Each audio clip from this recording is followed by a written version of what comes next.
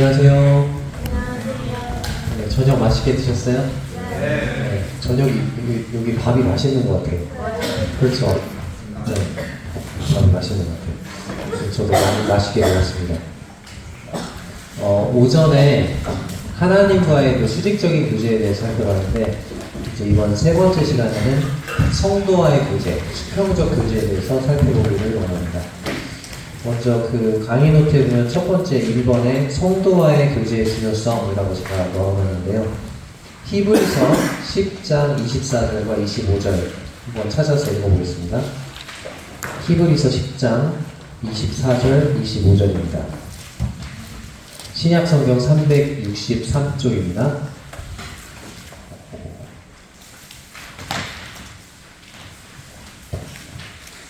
히브리서 10장 24절 25절입니다. 같이 한번 읽어볼게요. 시작. 서로 돌아보아 사랑과 선행을 격려하며 모이기를 패하는 어떤 사람들의 습관과 같이 하지 말고 오직 권하여 그날이 가까움을 볼수록 더욱 그리하자. 이 히브리서라는 이 편지는 히브리 성도들에게 쓰여진 편지죠. 근데 이 히브리 성도들이 어떤 상황에 있었을 때 이 편지가 쓰여졌느냐? 이 히브리 성도들이 믿음이 쇠퇴해져 가고 있을 때였고, 그래서 그리스도를 버리고 유대교로 돌아가고자 하는 유혹을 받고 있을 때, 그러니까 핍박이 너무 심하니까 그냥 이 주님을 버리고 실체이신 예수 그리스도에 대해서 계속 히브리서에서 얘기하잖아요. 실체이신 그 그리스도를 버리고 다시 그림자인 유대교로 그냥 돌아갈까? 핍박이 너무 심하니까. 이제 그런 유혹을 받고 있는 그 믿음이 쇠퇴해져가는 히브리 성도들에게 주어진 편지가 히브리서거든요. 근데 그렇게 믿음이 쇠퇴해져가고 이 그리스도를 떠나서 다시 그림자에 불과한 유대교로 돌아가고자 하는 압박과 유혹을 받고 있을 때 히브리서 기자가 히브리 성도들에게 뭘 하라고 지금 촉구하고 있어요? 24절과 25절을 보니까 두 가지를 의미하고 있는데, 첫 번째는 서로 돌아보아 사랑과 선행을 격려하라. 두 번째는 25절에 나오는 것처럼 모이기를 힘쓰라는 거죠. 모이기를 패하는 어떤 사람들의 습관과 같이 하지 말고 이렇게 쭉 그것을 한마디로 말하면 모이기를 힘쓰라는 거죠. 자, 첫 번째, 서로 돌아보아 사랑과 선행을 격려하라. 그러니까 서로 다른 성도들을 돌아보고 더욱 사랑하도록, 더욱 선행을 하도록 격려하라는 거죠. 자, 이것은 수직적인 교제예요? 수평적인 교제예요? 수평적인 교제죠. 서로 돌아보고 사랑과 선행을 격려해. 이거는 수평적인 교제를 말하는 거죠. 자, 두 번째, 모이기를 힘쓰라. 모이기를 힘써서 집회에 빠지지 말고 잘 참석해서 들려지는 말씀을 잘 듣고 성도들과 함께 찬송하고 성도들의 간증을 통해서 교훈과 감동을 받고 이런 일들을 계속 힘쓰라는 거죠. 자, 이거는 수직적 교제예요? 수평적 교제예요? 수평적 교제죠, 이것도. 자, 그러니까 히브리 성도들의 믿음이 쇠퇴해져 가고 있을 때, 즉 하나님과의 수직적인 교제가 멀어져 가고 믿음이 침체해 갈 때 그 처방약이 뭐예요? 성도들과의 뭐에? 수평적 교제에 힘쓰라는 거죠. 그러니까 영적으로 상태가 안 좋을 때 성도들과의 수평적인 교제에 힘쓰게 되면 성도들과의 그 수평적인 교제를 통해서 영적으로 회복이 되고 강건해진다는 거예요. 그래서 하나님과의 수직적인 교제를 회복하는 데 도움이 된다는 것입니다. 여러분들 그런 적 있으세요? 내가 되게 영적으로 안 좋아졌어. 침체가 됐어. 교회도 별로 안 나가고 싶어. 근데 갔어. 일단 모이기를 힘쓰라고 하니까 갔어. 예배 시간에 이제 기도를 하는데 어떤 형제님이 기도를 해요. 정말 진정으로 우러나는 감사의 기도, 눈물 어린 기도를 들어요. 그러면서 그 기도를 들으면서 내 마음이 치유되고 회복받는 거 경험해보신 분들 있으세요? 있으신 분 손 들어주세요. 나는 영적 침체를 안 겪으셨나 봐요. 아무튼 그렇게 다른 형제님이 드리는 그 기도로 인해서 내 마음이 움직여지고, 내가 참 교회 나오기 싫었지만 이렇게 이 자리에 오길 잘했다, 그런 마음이 드는 때가 있잖아요. 그래서 성도들의 수평적인 그 교제를 통해서 하나님과의 수직적인 교제를 회복하는 데 도움이 된다는 것입니다. 그렇기 때문에 성도들과의 수평적인 교제도 하나님과의 수직적인 교제만큼 그렇게 중요하다는 거죠. 자, 2번으로 가서 성도와의 교제의 방법. 아침에 제가 말씀을 드렸죠. 하나님과의 수직적인 교제를 두 가지로 할 수 있다. 두 축이 있다. 하나는 말씀, 하나는 기도라고 말씀드렸죠. 자, 그러면 말씀과 기도로 하나님의 말씀을 내가 듣고 또 하나님께 말씀을 드리고, 이게 기도죠. 이렇게 쌍방향으로 이렇게 교제를 하는 건데, 성도들과는 어떻게 교제할까요? 제가 어제도 잠깐 말씀드렸는데, 성도들과의 교제를 할 때는 먼저 하나님께 받은 것들로 성도들과 교제한다고 말씀드렸죠. 그렇죠? 하나님께 받은 것을 가지고 교제한다고 했어요. 자, 제가 지금 여러분에게 하나님께 받은 말씀을 여러분에게 나누어 주고 있죠. 교제는 코이노니아고 나누어 주기라고 말씀드렸어요. 자, 하나님께 받은 말씀을 나누는 것을 말씀 교제라고 하는 거죠. 자, 그리고 하나님께서 내 삶을 통해서 경험하게 하신 것을 나누는 걸 뭐라고 하죠? 어렵지 않아요. 제 강의 노트에 다 있어요. 답을 하셔야 이 시간이 빨리 끝난다고요. 자, 하나님께서 내게 경험케 하신 것을 이렇게 나누는 걸 뭐라고 그래요? 간증이라고 합니다. 네. 그리고 그 간증에 곡조를 붙인 걸 뭐라고 해요? 찬양이라고 합니다. 그리고 그것을 앞에 나와서 하게 되면 특성이 되는 거죠. 자, 그리고 하나님께 받은 물질을 가지고 다른 성도들의 필요를 보고 도와주고 지원해주는 거. 이게 뭐예요? 어제 코이노니아의 여러 가지 뜻 중에서 연보에 해당되는 거죠. 헌금. 그리고 나누어 주기. 돈이 아니더라도 내가 가지고 있는 것을 나누어 줄 수 있는 거죠. 예를 들어서 우리 교회 얼마 전에 허리 수술 하셔가지고 거동이 불편한 모치님이 계셨는데, 그 모치님을 위해서 어떤 자매님이 허리가 불편하니까 집안에 계속 누워 계셔야 되잖아요. 반찬이랑 만들 수 있어요? 없어요? 없어요. 그러니까 집에서 어떻게 해요? 반찬을 만들어서 띵동 띵동 가가지고 드리니까 막 눈물을 흘리셨다고 그러더라고요. 김치를 담아서 드리고 막 눈물을 흘리셨다고 하더라고요. 또 코로나 그 시대 때, 지금 이제 뭐 그런 게 별로 없지만 코로나로 격리가 되면 어떻게 돼요? 집 밖으로 나올 수 있어요? 없어요? 거기서 굶어 죽지는 않겠지만 물론 배달을 막 시켜서 먹기도 하고 하는데, 성도님들이 어떻게 해요? 막 과일을 배달을 시켜가지고 거기다 배달을 해주세요. 뭐 한다든지, 아니면 집 앞에다가 놓고 띵동 하고 사라지는 거죠. 만나면 안 되니까. 자, 그렇게. 그래서 코로나로 격리되어 있는 성도들을 위해서 음식을 배달시켜주고, 또 자기 집에서 김치나 국, 반찬 이런 것들을 만들어서 전달하고, 또 이제 우리 젊은 층 같은 경우는 배달 음식을 사 먹으라고 카톡으로 기프티콘을 막 보내더라고요. 힘내요. 이거 먹고 힘내요. 치킨 세트. 이렇게. 자, 이런 게 다 뭐예요? 이게 바로 코이노니아고 교제라는 거죠. 그 성도에 지금 필요한 게 뭘까? 그런 것들을 헤아리고 그 필요를 채워주는 것. 이게 교제라는 거죠. 그리고 서로의 필요들을 알리고 또 기도해주고, 이것도 교제죠. 그 필요를, 영적인 필요를 하나님께서 채워주시기를 기도하는 것. 그것도 영적으로 도와주는 거죠. 이 교제는 뭐죠? 교제죠. 자, 이제 3번으로 넘어가서 성도와의 교제의 사례들 두 가지를 살펴볼 텐데, 자, 먼저 로마서로 가서요. 로마서 1장을 보겠습니다. 로마서 1장 11절에서 12절입니다. 로마서 1장 11절 12절.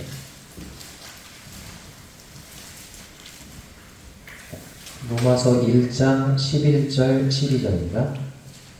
신약성경 239쪽입니다. 로마서 1장 11절 12절. 같이 한번 읽어볼게요. 시작.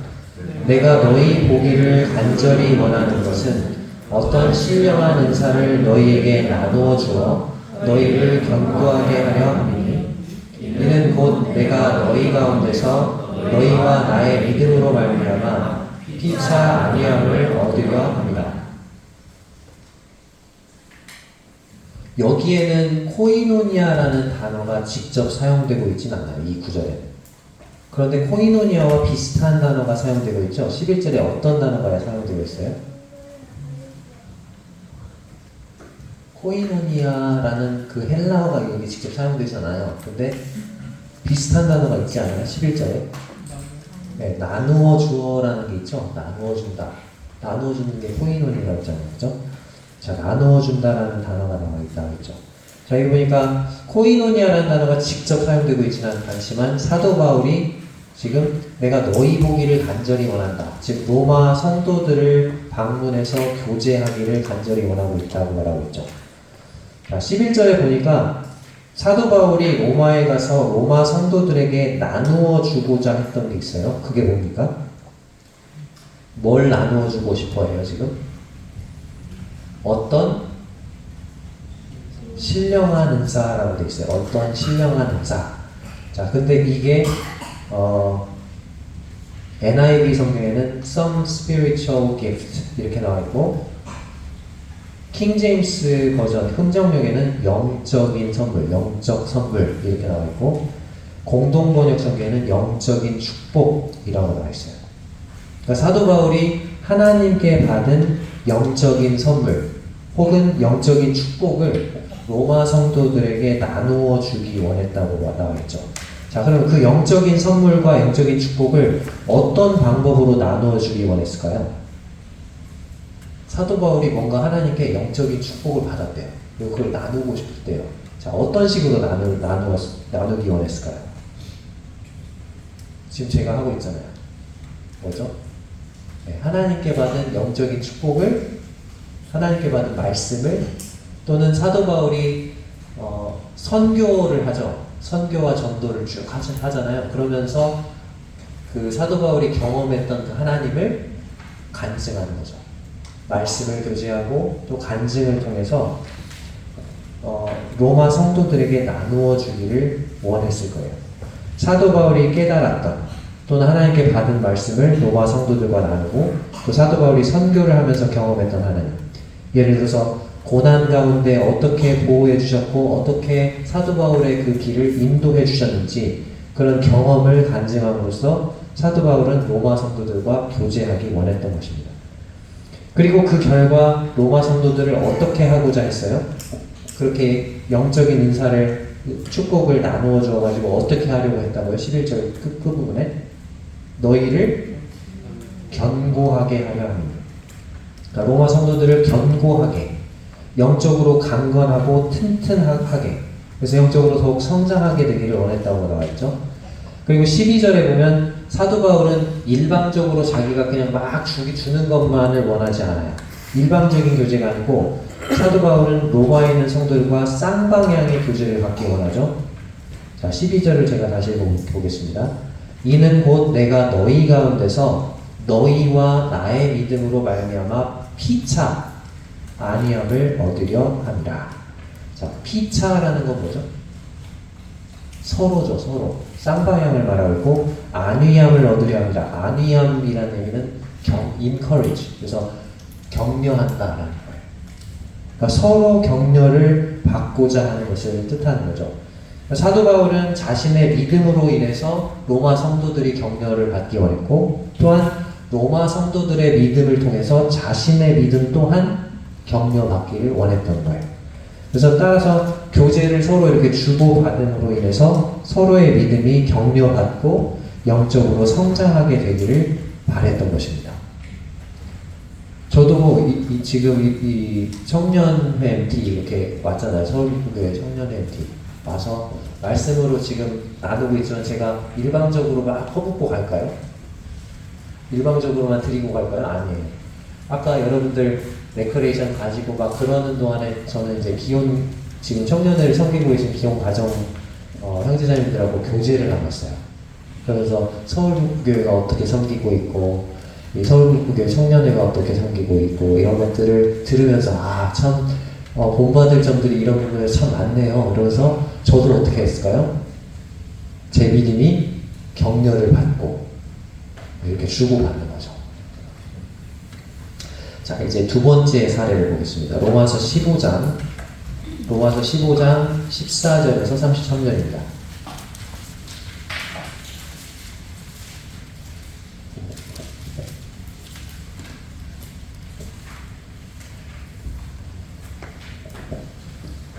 로마서 15장 14절에서 33절입니다. 자, 먼저 여기를 읽기 전에 이 자리에 계신 분들은 죽기 전에 나 여기는 꼭 가보고 싶다 그런 데가 있으세요? 나 여기는 죽기 전에 꼭 가보고 싶어. 두 군데가 있어요. 저는 한 군데는 그랜드 캐년, 또 한 군데는 아이슬란드. 왜 여기를 가고 싶을까요? 그랜드 캐년. 이제 남원 성원교회에서 창조과학 스쿨이라고 창조과학 캠프를 해요. 2월달에 매년 2월달에 하는데 이제 그런 것들 하다 보니까 그랜드 캐년에 가면은 노아의 시대 노아의 홍수 사건 있죠. 노아의 홍수 사건. 그래서 그 홍수 이전의 지층과 홍수 이후의 지층이 쫙 떡시루처럼 막 쌓여있는 그런 모습을 보고 싶어요. 그래서 그랜드 캐년 가보고 싶고, 두 번째는 아이슬란드. 아이슬란드 가면 볼 수 있는 거 있죠. 최근에 뭐 태양 흑점 활동이 막 활발해가지고 우리나라에서도 어디선가 볼 수 있었다고 하는데 오로라를 보고 싶어요. 오로라. TV나 컴퓨터로 말고 맨눈으로, 제 눈으로 직접 오로라를 보고 싶어요. 이 오로라가 왜 생기죠? 이 지구가 거대한 자석으로 만들어져 있죠. 지구가 하나의 거대한 자석이. 그렇기 때문에 우리가 나침반을 사용할 수 있는 거죠. 이 지구가 하나의 거대한 자석이기 때문에 이 지구에 자기장이 있어요. 그 자기장으로 태양에서 오는 태양풍이라는 해로운 방사선을 막아주는 거예요. 그걸 튕겨내면서 생기는 게 뭐예요? 오로라예요. 그 하나님의 우리를 보호하시는 그 사랑, 그런 걸 느낄 수 있는 거죠. 오로라를 통해서. 그 오로라를 보고 싶어요. 언젠가 기회가 된다면. 저희 자매가 웃고 있네요. 언제 데려가 줄래? 그런 표정으로 저를 보고 있는데, 아무튼 가보고 싶습니다. 언젠가. 자, 근데 사도 바울한테 만약에 이런 질문을 던졌다. 사도 바울, 당신은 죽기 전에 어디를 가고 싶나요? 그러면 사도 바울은 어디를 가고 싶다고 할까요? 두 군데를 얘기하는데, 첫 번째로 저는 죽기 전에 이 두 곳을 꼭 가야 되는데, 첫 번째는 이곳이고 두 번째는 이곳입니다. 자, 같이 교독하면서 찾아보겠습니다. 로마서 15장 14절에서 33절입니다. 좀 본문이 길죠. 여기 이 본문이 이번 시간의 메인입니다. 14절에서 33절 제가 먼저 읽습니다. 14절 내 형제들아 너희가 스스로 선함이 가득하고 모든 지식이 차서 능히 서로 권하는 자임을 나도 확신하노라. 그러나 내가 너희를 당신을 생각하지 아니하고 하나님께서 너희를 주신 은혜로 말미암아 너와 관계에 대하여 너희를 쓰노니 이 은혜는 곧 나로 이방인을 위하여 그리스도 예수의 일꾼이 되어 하나님의 복음의 제사장 직분을 하게 하사 이방인을 제물로 드리는 것이 성령 안에서 거룩하게 되어 받으실 만하게 하려 하십니다. 그러므로 내가 그리스도 예수 안에서 하나님에 대하여 자랑하는 것이 이거니와 그리스도께서 이방인들을 순종하게 하기 위하여 나를 통하여 역사하신 것 외에는 내가 감히 말하지 아니하노라. 그 일은 말과 행위로 표적과 기사의 능력으로 성령의 능력으로 이루어졌으며 이어야 내가 예루살렘으로부터 조르게 하여 일루리고까지 그리스도의 복음을 한마디에 전하느니라. 또 내가 그리스도의 이름을 부르는 곳에는 복음을 전하지 않기를 힘썼노니 이는 남의 터 위에 건축하지 아니하려 함이라. 누군가와 주의 소식을 받지 못한 자들이 이곳이요 듣지 못한 자들이 깨달으리라 하노라 같으니라.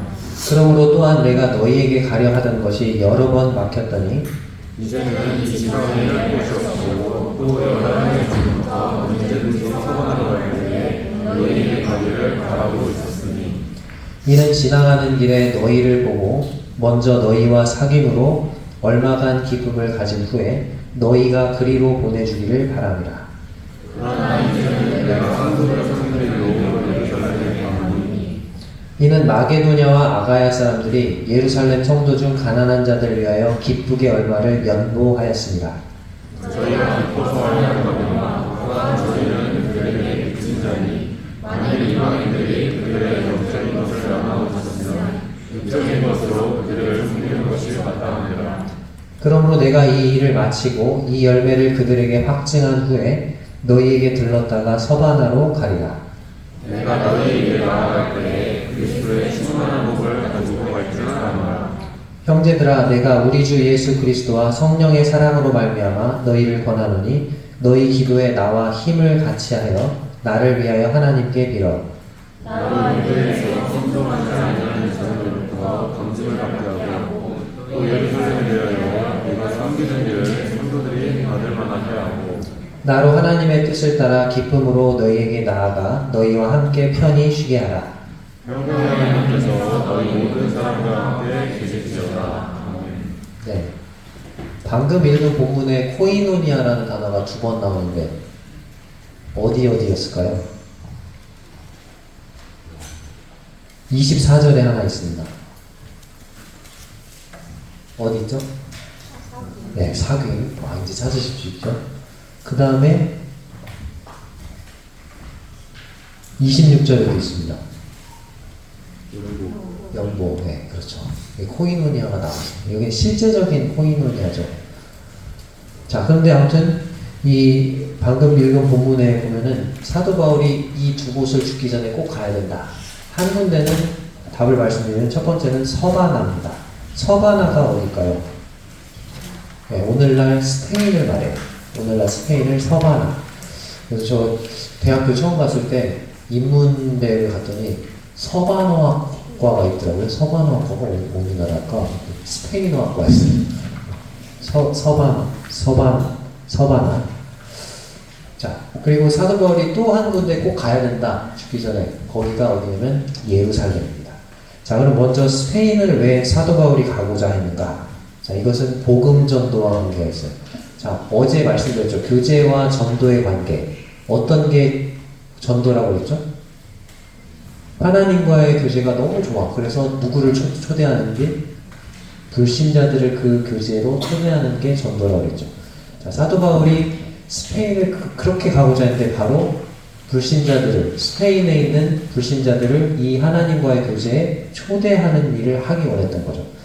자, 거기 보면은 그 지도가 보이나요? 사도 바울의 1, 2, 3차 전도여행을 보겠습니다. 먼저 1차 전도여행, 안디옥에서 출발해서 갈라디아 지역으로 가죠. 그래서 갔다 와서 쓴 책이 뭐죠? 갈라디아서. 그래서 자, 그 다음에 갈라디아 지역에 그래서 비시디아, 안디옥, 이고니온, 루스드라, 더베 이런 교회들이 세워집니다. 자, 2차 때 원래는 3차 때 전도여행했던 소아시아 지역, 에베소를 중심으로 한 그 지역에 복음을 전하려고 했는데 성령이 막으시죠. 그래서 가다 보니까 땅끝이 나왔어요. 그래서 거기서 어떻게 하지 하고 있는데 잠을 잤는데 환상 중에 마게도냐 사람이 나타났죠. 건너와서 우리를 도우라. 그래가지고 어떻게 해요? 건너갑니다. 최초로 유럽 땅에 복음이 전해져요. 그래서 마게도냐와 아가야 지역에 복음을 전하고 교회들을 세우는 게 2차 전도여행. 그래서 마게도냐에 빌립보, 데살로니가, 베레아 교회가 세워지고 아가야에는 아덴, 여기 지금으로 하면 아테네가 되죠. 아테네와 고린도의 교회가 세워집니다.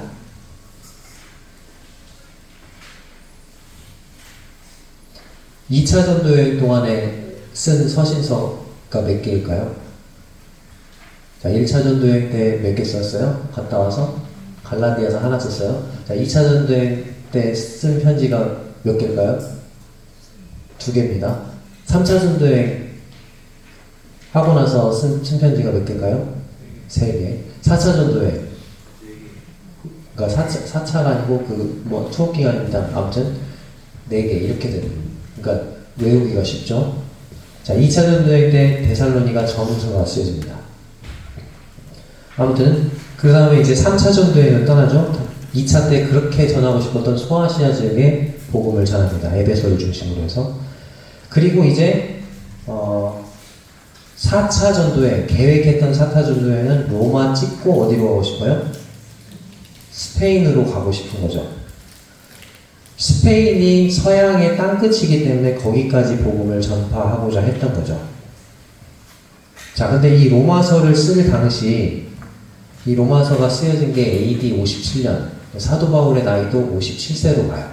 보통 성경학자들이. 그래서 외우기 쉽죠? AD 몇 년 하면 그 연도가 사도 바울의 나이. AD 57년이니까 사도 바울의 나이 몇 살? 57세. 자, 57세면은 우리나라 나이로는 한 몇 살이에요? 한두 살 더 하면 58, 9세 정도 되겠죠. 자, 뭐 생각할 나이죠? 은퇴를 생각할 나이죠. 자, 바울이 지금 저 이제 할 만큼 했습니다. 여기 보세요. 갈라디아, 마게도냐, 아가야까지 다 이만큼을 복음을 전했으니까 할 만큼 했다고, 은퇴를 하더라도 그 정도 했으면 할 만큼 했다고 사람들에게 박수를 받을 것입니다. 근데 사도 바울의 마음에는 아직도 복음을 들어보지 못한 사람들에 대한 열정이 끊임없이 솟아나고 있었던 거죠. 어떻게 보면 사도 바울은 1, 2, 3차 전도여행을 합친 것보다도 훨씬 더 큰 웅대한 계획을 세우고 있었던 거예요. 지금까지 시도했던 어떤 전도여행보다도 훨씬 더 먼 거리를 여행할 계획을 세우고 있었습니다. 거기 지도를 보시면 1, 2, 3차까지 지금까지 가장 멀리 복음을 전한 게 어디까지죠? 마게도냐와 아가야까지죠? 자, 아가야예요.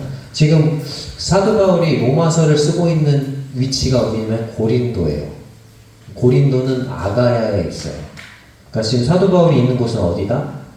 아가야다. 그거를 생각을 하고 계세요. 자, 거기 있어요, 지금. 근데 사도 바울이 지금 계획하고 있는 여행 거리는 지금 스페인까지 가는 거죠. 그러니까 지금까지 왔던 것보다도 훨씬 어때요? 그것의 2배가 훨씬 넘는 거리를 가는 거죠. 지도에서 지금 안디옥 보이십니까? 맨 오른쪽에? 네, 안디옥에서 한 1cm 밑에다가 점을 찍어보세요. 거기가 예루살렘이에요. 자, 그럼 예루살렘에서 아가야까지 100길로 1300km예요. 한번 써보세요. 1300km. 어디서요? 예루살렘에서 아가야까지가 1300km, 100길로. 바닷길로 해서. 자, 그 다음에 아가야에서 로마까지가 100길로 1100km래요. 그것도 써보세요. 아가야에서 로마까지 1100km. 자, 그 다음에 이제 로마에서 스페인까지가 또 100길로 1100km래요. 1100km. 써보세요. 지금 엄청 먼 거리를 가야 되는 거죠. 자, 지금까지는 1, 2, 3차 전도여행의 거점이 어디였어요? 어디서 출발해서 어디로 돌아가죠? 계속? 안디옥 교회에서 출발해서 안디옥으로 돌아와요. 항상 1, 2, 3차. 근데 스페인은 안디옥에서부터 가기는 어때요? 너무 먼 거죠. 그래서 사도 바울에게는 안디옥 교회처럼 선교 활동의 거점 역할을 해줄 교회가 필요했어요. 근데 스페인 근처에 있으면서 거점이 될 만한 교회가 어느 교회였을까요? 바로 로마 교회였던 거죠. 그래서 로마 교회가 그 역할을 해주기를 바라는 제목이 우리가 방금 읽은 15장 23절, 24절에 나와요. 23절, 24절 제가 다시 읽어볼게요.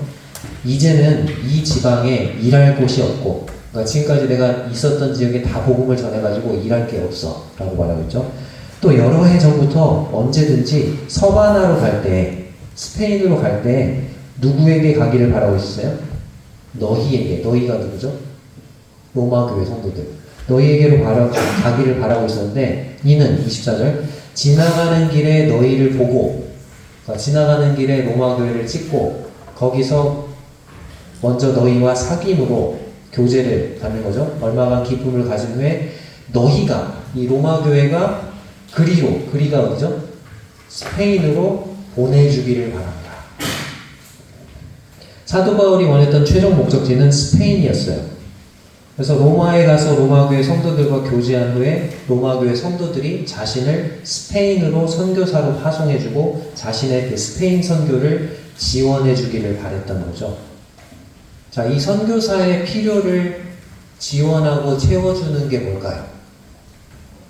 이번 우리 이 MT의 주제. 선교사의 필요를 위해서 내가 가진 물질을 나눠주고 채워주는 게 뭐죠? 교제잖아요, 교제. 자, 23절을 보면은, 자, 23절. 이제는 이 지방에 일할 곳이 없고 또 여러 해 전부터 언제든지 서반하러 갈 때 너희에게 가기를 바라고 있었으니. 자, 이제는 이 지방에 일할 곳이 없다 이렇게 되어 있는데 19절을 보면 사도 바울이 어디에서 어디까지 복음을 편만히 전했대요? 19절. 내가 예루살렘으로부터 두루 행하여 어디까지요? 일루리곤까지 그리스도의 복음을 편만히 전하였노라 이렇게 되어 있습니다. 자, 일루리곤이 어디 있을까요? 지도. 두 번째 지도 보이십니까? 자, 일루리곤 제가 동그라미 쳐놨죠? 일루리곤 어디 있어요? 맨 위쪽에 일루리곤이라고 보이십니까? 네, 일루리곤. 그 일루리곤 해놓고 거기에 가로 열고 뭐라고 돼 있어요? 달마디아라고 돼 있어요. 일루리곤이라고 이게 나와 있는데 성경에서 달마디아를 찾으면 달마디아가 어디 나와 있냐면 디모데 후서에 나와 있어요. 디모데 후서 4장 10절에서 디도는 달마디아로 갔고 이런 구절이야. 사도 바울이 디모데에게 너 겨울이 오기 전에 나한테 와. 어떤 사람은 세상을 살아가면서 어디로 갔고 막 내가 누구는 어디로 보냈고 막 그러면서 디도는 달마디아로 갔어. 그러니까 이 일루리곤까지 복음이 전해지고 교회가 세워졌는데 거기에 필요를 채워주기 위해서 디도를 보내서 그 교회를 세우도록 한 거죠. 자, 이 일루리곤은 현재 알바니아 지역에 해당되고 지도상에서 보면 일루리곤 바로 아래에 뭐라고 되어 있어요? 마케도니아라고 보이십니까? 마케도니아. 그러니까 아까 살펴봤던 마게도니아 지역을 말하는 거죠. 그러니까 마게도니아 지역의 북쪽에 달마디아, 즉 일루리곤이 있는 거죠. 자, 예루살렘에서 일루리곤까지 복음의 기초를 놓는 일을 다 마치고 이제는 이 지방에 일할 곳이 없다. 사도 바울이 말하고 있는데 참 놀라운 고백이죠. 근데 사도행전을 보면 우리가 아무리 눈치껏 찾아봐도 사도행전에서는 일루리곤의 사역에 대해서 누가가 기록하고 있지 않아요. 그 기록, 엄청난 역사가이자 기록쟁이인 누가가 기록하지 않아요. 근데 일루리곤이 마게도냐 지역의 위쪽이기 때문에 사도 바울이 마게도냐에 머무는 동안에 아마도 일루리곤 지역 사역을 했을 것이다. 많은 성경학자들이 그렇게 보고 있어요.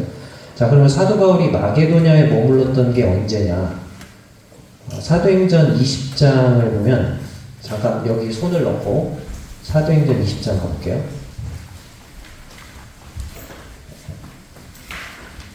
사도행전 20장 1절 2절입니다.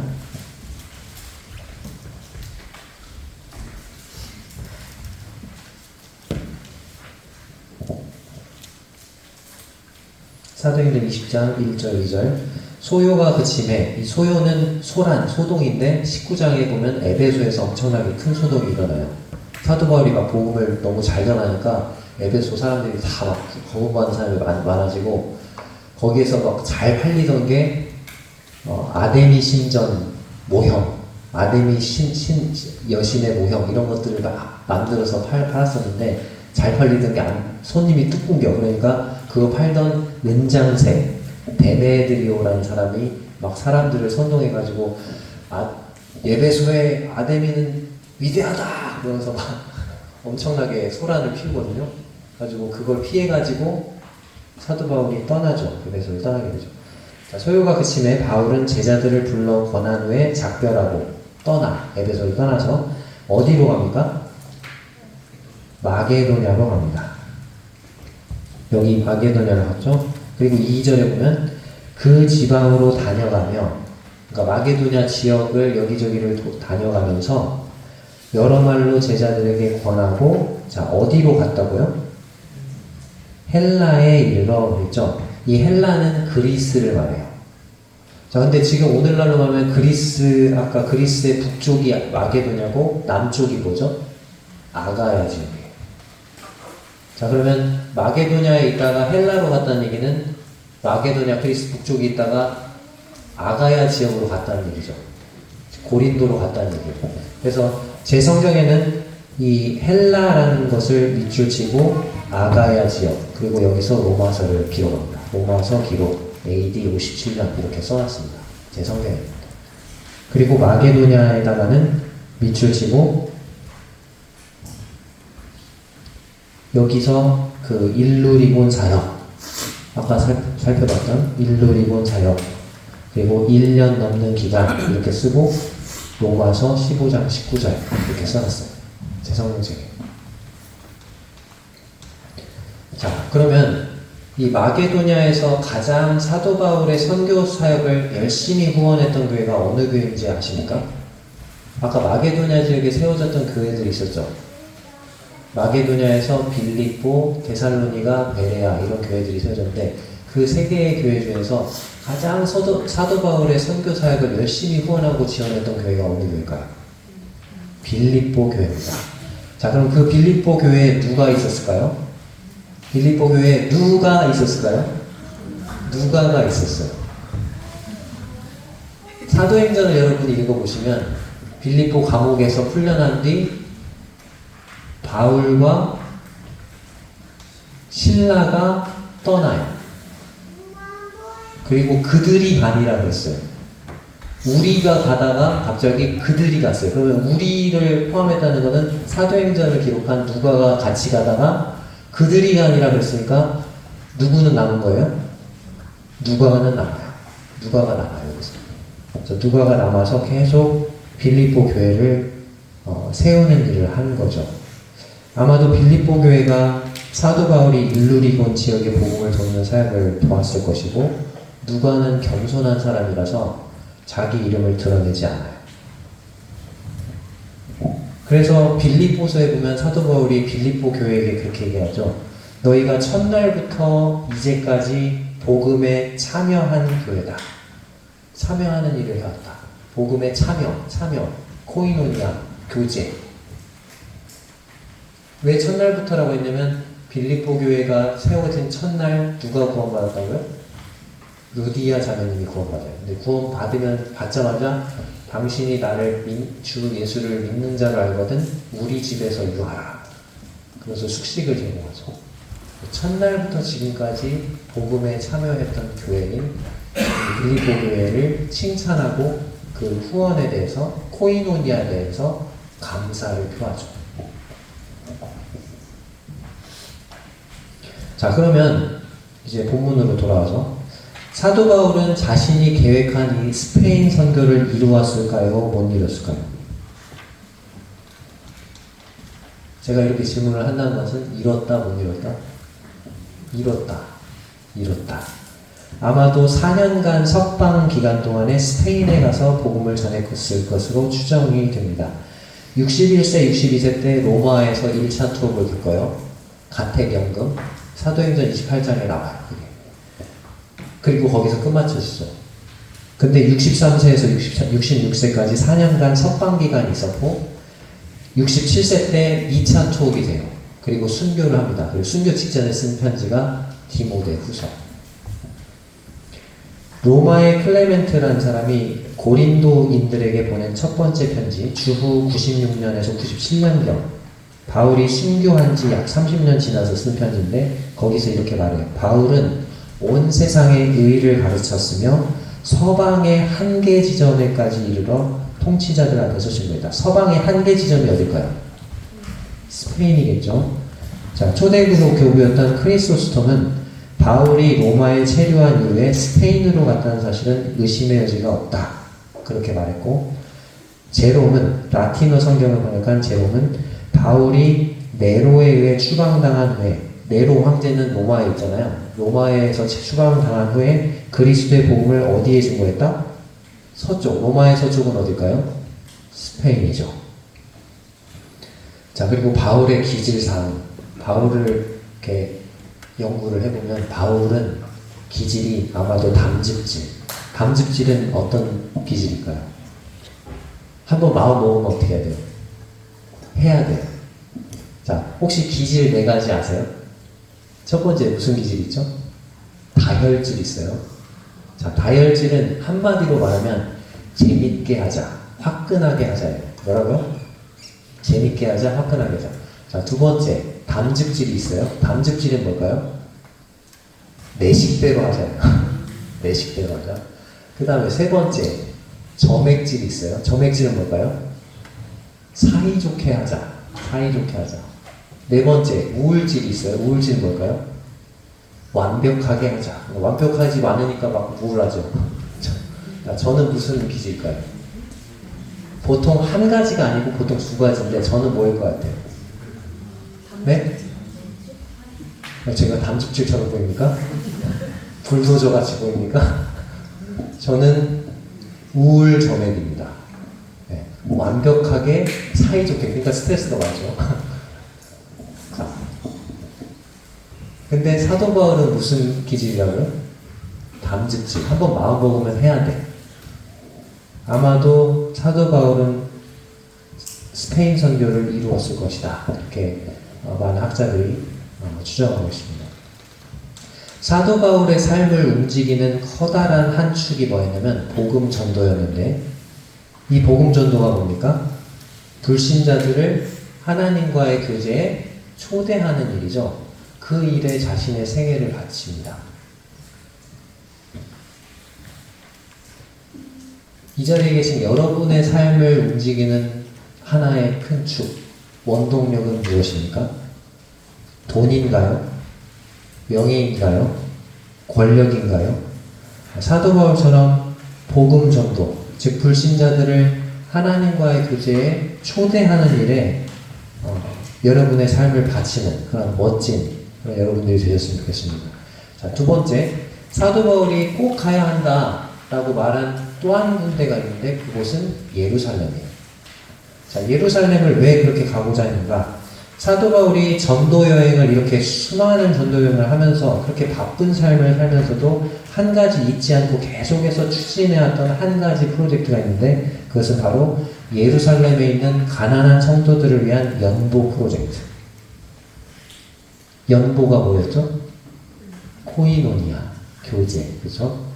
그래서 사도 바울은 자신에 의해서 세워진 교회들이 예루살렘에 있는 가난한 성도들을 돕도록 계속해서 격려했습니다. 거기에 제가 예루살렘 연보에 참여한 교회들의 리스트를 적어놨죠. 사도행전 20장 4절을 보면 쭉 나오는데 그걸 정리해 놓은 거예요. 자, 1번에 보니까 마게도냐가 나오죠. 거기 소바더, 이분은 베레아 출신이고, 아리스다고 세군도는 데살로니가 출신, 누가는 빌립보. 2번 갈라디아, 가이오, 더베 출신 가이오, 루스드라 출신 디모데. 그리고 소아시아, 두기고와 에베소 사람 드로비노. 자, 이 명단에 어느 지역이 빠져 있을까요? 자, 마게도냐는 몇 차죠? 몇 차 전도회? 2차. 갈라디아는요? 1차. 소아시아는 3차. 그러니까 1차, 2차, 3차에 세워졌던 교회들이 다 이 예루살렘 연보에 참여를 하고 있죠. 근데 어느 지역이 빠져 있죠? 2차 때 마게도냐와 아가야였는데 지금 아가야 지역이 명단이 없죠.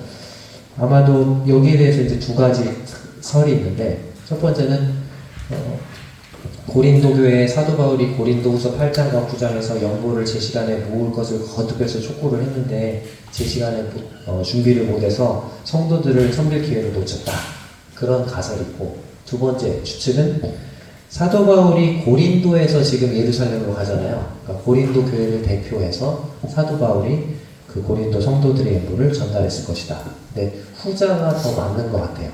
왜냐하면 로마서 15장 26절, 다시 본문으로 가서 15장 26절에 보면, 거기 보면 이는 마게도냐와 아가야 사람들이 예루살렘 성도 중 가난한 자들 위하여 이 기쁘게 열마를 연보하였습니다 라고 말하고 있기 때문에 아가야 성도들, 즉 고린도 성도들도 그 연보에 참여했을 것이다 라고 보는 거죠. 자, 근데 한번 생각해보면 지금 이 사도 바울이 성도를 섬기는 일, 즉 이 연보를, 엄청난 금액의 이 헌금을 예루살렘까지 전달하는 게 얼마나 힘들고 번거로운 일인지 몰라요. 자, 아까 저희가 처음에 봤던 그 지도를 잠깐 보세요. 처음에 봤던 그 지도. 자, 그 지도를 보면 아까 사도 바울이 지금 로마서를 쓰고 있는 곳이 어디라고요? 로마서 쓰고 있는 데가 어디라고요, 지금? 아가야. 자, 아가야, 거기 한번 손으로 짚어보시고. 자, 근데 아가야에서 지금 사도 바울이 4차 전도 여행을 계획하고 있죠. 아가야에서 지금 로마서 쓰면서 어디 거쳐서 어디 가고 싶어요, 지금? 로마 거쳐서 어디 가고 싶어요? 스페인 가고 싶잖아요. 그럼 거기서 바로 어떻게 가면 돼요? 로마로 그냥 왜 서쪽으로 로마 갔다가 스페인 가면 가장 편하잖아요.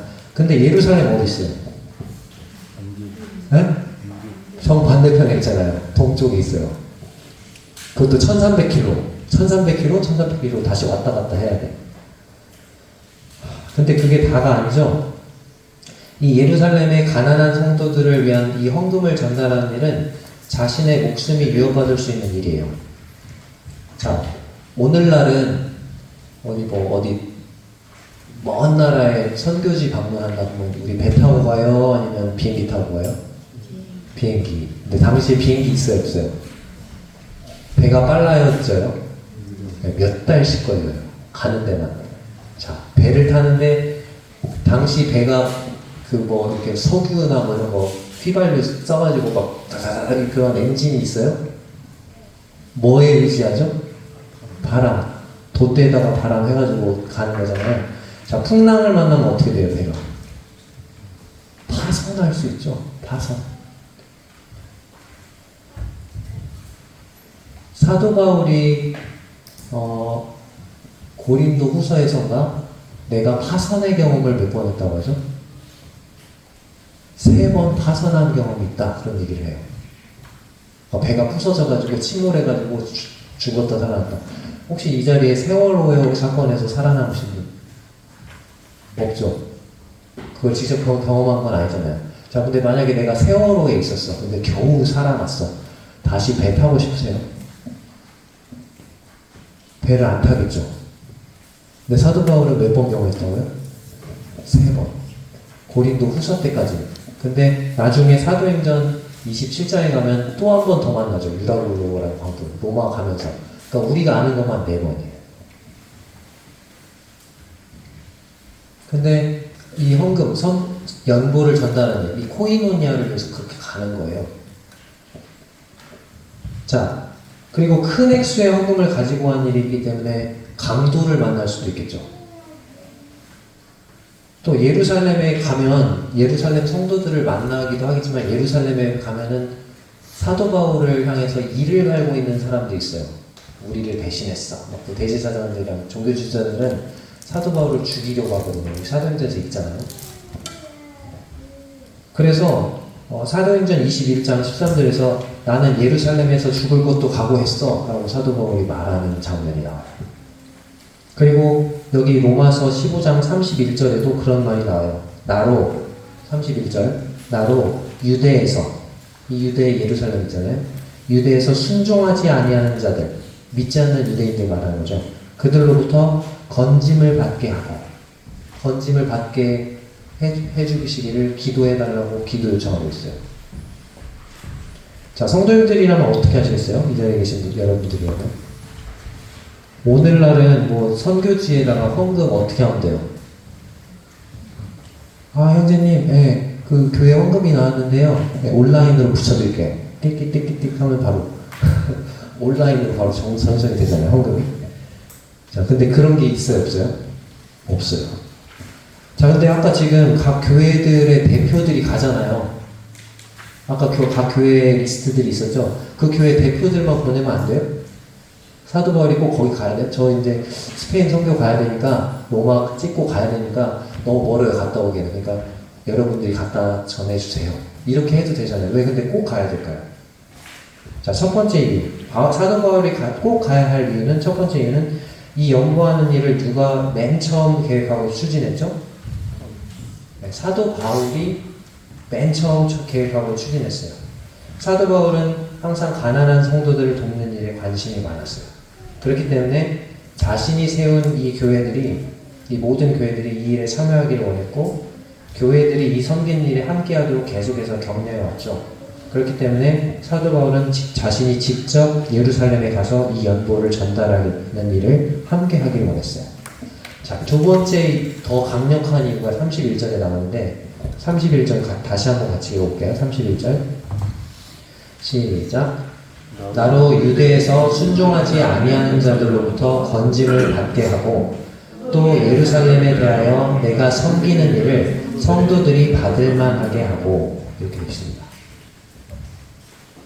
사도 바울의 또 다른 기도 제목이 나오는데 예루살렘에 대하여 내가 섬기는 일, 이 섬기는 일이 뭘까요?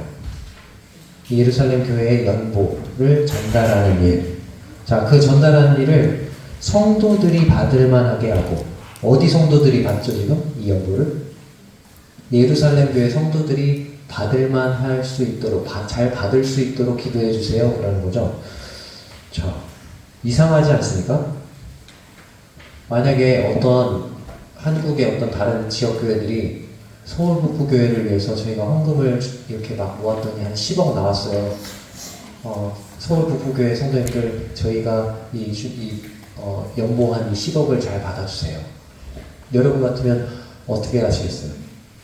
감사합니다. 빨리 보내세요. 이거 그 통장 계좌번호 막 찍어주고 안 그러겠어요? 그쵸? 근데 사도 바울이 이상한 기도 제목을 내놓고 있죠. 지금 우리 이 교회들이 막 이 헌금한 엄청난 이 거액 연보를 예루살렘 교회가 잘 받을 수 있도록 기도해 주세요 라고 얘기하는 거예요. 왜 그런 기도 제목을 내고 있을까요? 이 연보를 준비한 교회들이 유대인들의 교회예요? 이방인들의 교회예요? 이방인들의 교회죠. 이방인들의 교회. 근데 반면에 예루살렘에 있는 성도들은 어떤 사람들이죠? 유대인들. 뼛속까지 유대인들. 이 유대인들의 머릿속에 뭐가 있죠? 이방인은 죽은 개와 같은 사람들. 그러니까 예루살렘 교회에 어떤 이방인 형제가 간다. 그거는 백인 우월주의에 쩌들어 있는 백인들의 교회에 흑인이 가는 거랑 똑같은 거죠. 자. 이방인들이 준비한 이 연보를 예루살렘에 있는 유대인 성도들이 잘 받을 수 있기를 기도해달라고 부탁하고 있는 거예요. 만약에 이 연보를 이 유대인 성도들이 받는다면 그것은 유대인과 이방인이 하나가 되는 거예요. 그 교제를 통해서 하나가 되는 거예요. 하나님과의 사귐으로 하나 되는 우리가 되는 거죠. 여기 지금 제목처럼. 근데 만약에 연보를 예루살렘 성도들이 거절했어. 이방인들이 주는 그 연보 받을 수 없어. 그러면서 거절한다면 어떻게 되죠? 유대인과 이방인이 하나로 화합하지 못하는 것을 의미합니다. 그렇기 때문에 이 연보를 전달하는 일은 매우 중요했던 거예요. 그래서 사도 바울이 이방인의 교회의 대표들만 보낼 수 없었던 거죠. 이방인들만 보내면 어떻게 되겠어요? 안 받겠죠. 그러니까 사도 바울은 특수하죠. 자신은 유대인이에요. 근데 누구의 사도죠? 이방인의 사도인 거죠. 유대인이어서 이방인의 사도인 이 사도 바울이 유대인과 이방인을 중재하는 역할을 자처하는 거예요. 그래서 사도 바울이 이 일에 함께 하기를 원했던 거예요. 사도 바울은 성도를 섬기는 이 일, 실제적인 코이노니아죠. 실제적인 이 교제, 성도들의 필요를 채우는 이 일에 있어서도 유대인과 이방인이 하나 되는 것에 관심이 있었던 것 같습니다. 사도 바울은 연보를 전달하는 이 일이 번거롭고 위험했지만 기꺼이 이 일에 자신을 들였습니다. 그것이 성도를 섬기는 일이라면 수천 킬로미터를 여행해야 하는 불편함과 번거로움이 있을지라도 또 자신의 목숨이 위협을 받을 수 있다 할지라도 어디든지 달려갈 준비가 되어 있었어요. 자, 이제 31절에서 33절 보겠습니다. 자, 30절부터 33절까지 한번 교독해 볼게요. 제가 먼저 읽습니다. 형제들아, 내가 우리 주 예수 그리스도와 성령의 사랑으로 말미암아 너희를 권하노니 너희 기도에 나와 힘을 같이하여 나를 위하여 하나님께 빌어. 나로 유대에서 순종하지 아니하는 자들로부터 건짐을 받게 하고 또 예루살렘에 대하여 내가 섬기는 일을 성도들이 받을 만하게 하고 나로 하나님의 뜻을 따라 기쁨으로 너희에게 나아가 너희와 함께 편히 쉬게 하라. 평강의 하나님께서 너희 모든 사람과 함께 계실지어다. 네. 30절에서 너희 기도에 나와 힘을 같이 하여 나를 위해 하나님께 빌어줘 라고 기도 제목을 내놓고 있는데 그 기도 제목이 3개예요. 첫 번째 31절 나와있죠. 나로 유대에서 순종하지 아니하는 자를, 즉 믿지 않는 유대인들로부터 건짐을 받게 해주기를 기도하고 있어요. 자기 목숨을 위협하는 그 유대인들로부터 목숨을 건짐받을 수 있도록 기도해달라. 두 번째 기도 제목은 예루살렘에 대하여 내가 섬긴 일을 예루살렘 성도들이 받을만하게 하고, 예루살렘 성도들이 이 이방인의 영으로 잘 받을 수 있도록 기도해 주세요. 세 번째 기도 제목이 나오죠. 뭡니까? 32절에 나로 하나님의 뜻을 따라 기쁨으로 너희에게 나아가 너희와 함께 편히 쉬게 하라. 자, 사도 바울의 이 3가지 기도 제목이 다 이루어졌을까요? 로마 성도들이 기도했겠죠. 사도 바울도 기도했고 이 3가지 기도 제목이 다 이루어집니다. 첫 번째, 유대에서 사도 바울을 죽이려는 시도들이 있었어요. 사도행전에 보면 그러나 거기서 건짐받습니다. 두 번째, 예루살렘 성도들이 그 헌금을 잘 받아들입니다. 세 번째, 사도 바울이 기쁨으로 로마 성도들에게 나아가 함께 교제를 나누기 원했는데, 편히 쉬기를 원했는데, 사도 바울이 원했던 방식은 아닌데 하나님 보시기에 가장 선한 방법으로 로마에 가요. 어떻게 가죠? 죄수의 몸으로 결박되어서 가요. 그게 근데 하나님 보시기에 최선이었던 거죠. 왜? 죄수의 몸으로 가야 로마 군인들의 호의를 받으면서 안전하게 가는 거예요. 누구한테까지? 로마 황제까지. 그래서 나중에 로마 황제에게, 가이사에게 상소하노라 그래서 로마 황제를 만나게 되죠. 사도 바울이 처음 예수님을 다메섹 도상에서 만났을 때 주님이 아나니아라는 사람에게 이 사람 찾아가. 무서운데요? 이 사람이 교회를 막 핍박하는 사람인데요? 네. 이 사람은 내가 이방인들과 또 왕들 앞에서 나를 증언하기 위해서 택한 그릇이야 라고 말씀해요. 왕들 앞에 서요, 실제로. 나중에 아그리파 왕 앞에 서고요. 가이사 앞에 서요. 그렇죠? 그렇게 로마 황제가 사도 바울이 전하는 복음을 다 제대로 듣기 위해서는 그렇게 죄수로 결박돼서 자기 소송에 대해서 재판에서 자기를 변호를 해야 되니까 변호하면서 복음을 전했던 거죠. 아무튼 사도 바울이 생각했던 방식, 기대했던 방식은 아니었지만 하나님의 방법대로 사도 바울의 이 기도 간구가 이루어집니다. 이번 시간 말씀을 한번 정리해 보겠습니다. 로마서 15장 14절에서 33절은 사도 바울의 계획에 대한 내용인데요. 그의 삶의 계획을 움직이고 있는 2개의 큰 축을 살펴봤어요. 첫 번째는 복음 전도였어요. 그래서 불신자들을 하나님과의 교제에 초대하는 일에 자신의 삶을 드리기 원했어요. 그래서 스페인 선교를 가기 원했죠. 자, 두 번째, 또 하나는 성도를 섬기는 일이었어요. 예루살렘의 가난한 성도들의 실제적인 필요를 채우고 돕는 일, 연보, 교제죠, 코이노니아죠. 그는 이 2가지 일을 위해서는 그 먼 거리도 마다하지 않고 갈 준비가 되어 있었어요. 그리스도를 모르는 곳이라면 어디든지 갈 준비가 되어 있었고, 성도들을 섬기는 일이라면 죽음의 위협도 불사하고 갈 준비가 되어 있었습니다. 이 자리에 계신 여러분들의 삶을 움직이는 큰 축은 무엇입니까? 우리 모두 사도 바울의 본을 따라서 복음 전파와 또 성도를 섬기는 일, 불신자들을 하나님과의 교제에 초대하는 일, 그리고 다른 성도들의 실제적인 필요를 채우는 실제적인 의미에서의 교제, 코이노니아, 이 일이 우리의 삶을 움직이는 원동력이 되시기를 바라면서 이상 말씀을 마치겠습니다. 감사합니다.